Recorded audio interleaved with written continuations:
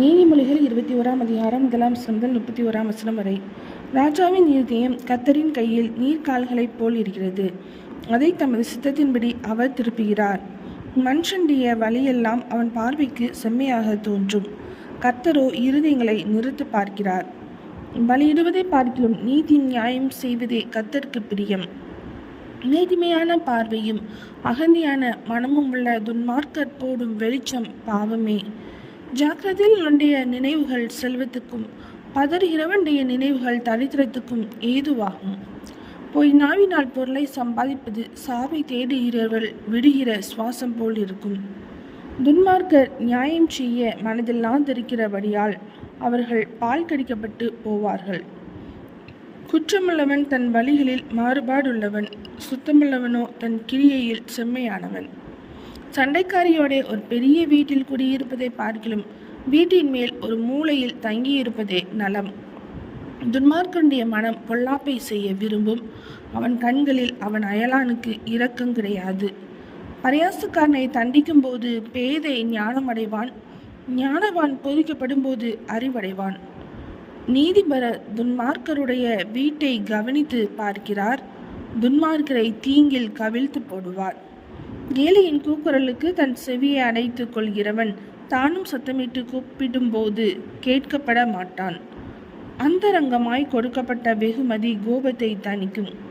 மடியிலுள்ள பரிதானம் குரோதத்தை ஆற்றும்.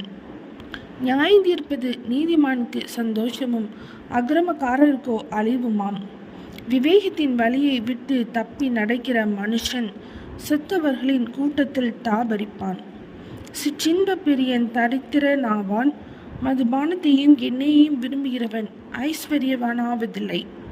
நீதிமானுக்கு பதிலாக துன்மார்க்கனும் செம்மையானவனுக்கு பதிலாக துரோகியும் மீட்கும் பொருளாவார்கள்.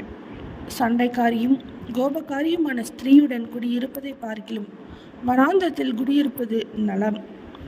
வேண்டிய திரவியமும் எண்ணெயும் ஞானவானுடைய வாசஸ்தலத்தில் உண்டு. மூடனோ அதை செலவழித்து போடுகிறான். நீதியையும் தயையும் பின்பற்றுகிறவன் ஜீவனையும் நீதியையும் மகிமையையும் கண்டடைவான். பலவான்களுடைய பட்டணத்தின் மதிலை ஞானமுள்ளவன் ஏறி பிடித்து அவர்கள் நம்பின அரணை இடித்து போடுவான். தன் வாயையும் தன் நாவையும் காய்க்கிறவன் தன் ஆத்துமாவை இடுக்கங்களுக்கு விலைக்கு காய்க்கிறான். அகங்காரமும் இடமும் உள்ளவனுக்கு பரியாசக்காரன் என்று பெயர். அவன் அகந்தையான சினத்தோட நடக்கிறான். சோம்பேறியின் கைகள் வேலை செய்ய சம்மதியாததினால் அவன் ஆசை அவனை கொல்லும். அவன் நாள்தோறும் ஆவலுடன் இச்சிக்கிறான். நீதிமானோ பிசிறித்தனம் இல்லாமல் கொடுப்பான். துன்மார்க்கருடைய பலி அருவருப்பானது. அதை துர்சிந்தையோடு செலுத்தினாலோ எத்தனை அதிகமாய் அருவருக்கப்படும். பொய்சாட்சிக்காரன் கெட்டு போவான். செவி கொடுக்கிறவனோ எப்பொழுதும் பேசத்தக்கவன் ஆவான். துன்மார்க்கன் தன் முகத்தை கடினப்படுத்துகிறான். செம்மையானவனோ தன் வழியை நேர்படுத்துகிறான். கர்த்தருக்கு விரோதமான ஞானமும் இல்லை, புத்தியும் இல்லை, ஆலோசனையும் இல்லை. குதிரை யுத்த நாளுக்கு ஆயத்தமாக்கப்படும், ஜெயமோ கர்த்தரால் வரும். நீதிமொழிகள் 21 அதிகாரம் முடிந்தது.